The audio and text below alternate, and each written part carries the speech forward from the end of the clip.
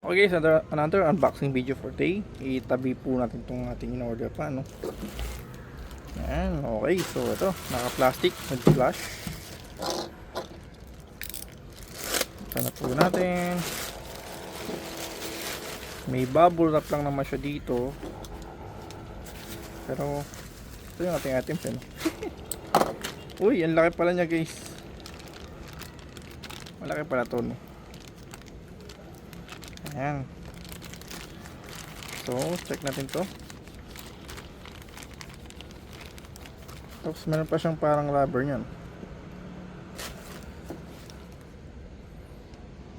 Ayan, medyo makapal yung rubber na guys. Tapos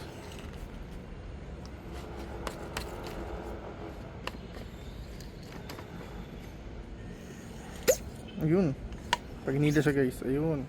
Okay, so parang yung seal niya, yun, parang extra lang pala siya guys, just in case, no? Meron siyang extra.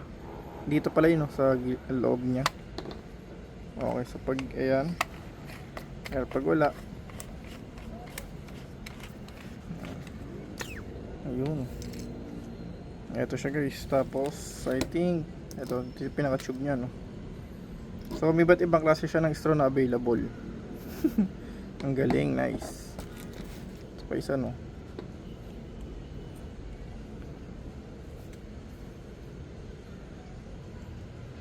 Yun siguro na yun, ano? Or how about ito ba? Ito sakto dito guys. Ayun, sakto pala to. Tapos ito, just in case. Ayun, ganun pala. Pero ito mismo sakto siya dito.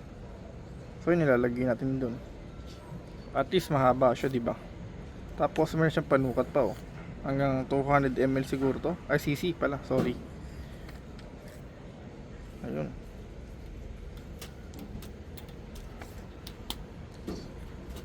Uy, medyo ano, mahigpit ta.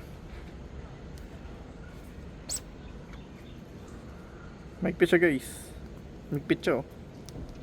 Okay, singawan natin siya.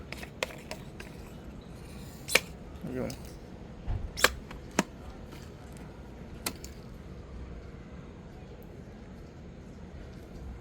Pero yung higpit niya, mahigpit talaga siya guys.